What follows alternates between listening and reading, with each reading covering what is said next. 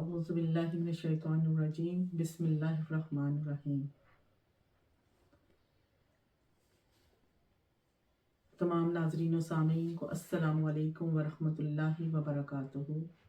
امید ہے سب لوگ اپنے اپنے گھر والوں کے ساتھ خیر و عافیت کے ساتھ ہوں گے۔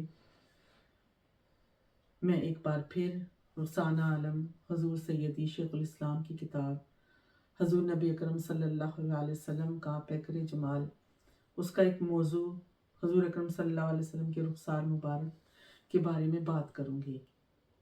محترم ناظرین و سامعین، یہ کتاب اکتوبر 2020 میں پہلی مرتبہ شائع ہوئی اور دوسری مرتبہ نومبر 2020 میں شائع ہوئی۔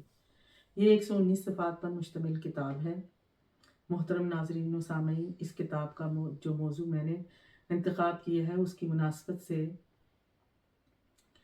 میں یہ بتانا چاہوں گی کہ حضور نبی اکرم صلی اللہ علیہ وسلم نرم و گداز، نرم و ملائم رخساروں والے تھے۔ ان پر ہر وقت تازگی اور بشاشت کی کلیاں چٹکتی محسوس ہوتی تھیں۔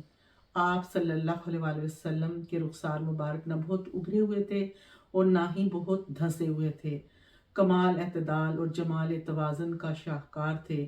ایک عاشق رسول کے بقول ان میں ایسی سرخی تھی کہ گلاب کو بھی پسینہ آ جائے، ایسی چمک تھی کہ چاند بھی شرما جائے، ایسا گداز تھا کہ شبنم بھی پانی بھرتی نظر آئے، ایسی نرماہٹ تھی کہ کلیوں کو بھی حجاب آ جائے۔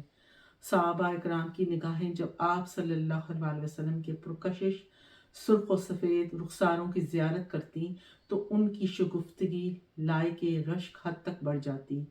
ان میں سے ہر ایک بے ساختہ عشق و محبت کے جذبات سے کیف و نشاط حاصل کر کے پکار اٹھتا، یا رسول اللہ صلی اللہ علیہ وسلم، میرے ماں باپ آپ پر قربان۔ محترم ناظرین و سامعین، حضرت ہند بن ابی حالہ رضی اللہ تعالیٰ عنہ بیان کرتے ہیں کہ رسول اللہ صلی اللہ علیہ وسلم کے رخسار مبارک ہموار تھے، اور کہا گیا کہ آپ صلی اللہ علیہ وسلم کے رخسار مبارک میں غیر موضوع بلندی نہ تھی، اور یہ کہ آپ صلی اللہ علیہ وسلم کے رخسار مبارک پر گوشت کم تھا اور ان کو نرم جلد تھی ان کی۔ محترم ناظرین و سامعین، اسی طرح حضرت ابوبکر سے مروی ہے کہ رسول اللہ صلی اللہ علیہ وسلم کے رخسار مبارک نہایت ہی چمکدار تھے۔ حضرت ابو ہریرہ سے بھی یہی مروی ہے۔ محترم ناظرین و سامعین، اسی کے ساتھ میں آپ سے اجازت چاہتی ہوں۔ اپنے گھر والوں کا، اپنے ارد گرد رہنے والوں کا خیال رکھیے گا اور مجھے اپنی دعاؤں میں یاد رکھیے گا۔ انشاءاللہ پھر کسی اور موضوع کے ساتھ آپ کی خدمت میں حاضر ہوتی ہوں۔ وما علینا الا البلاغ۔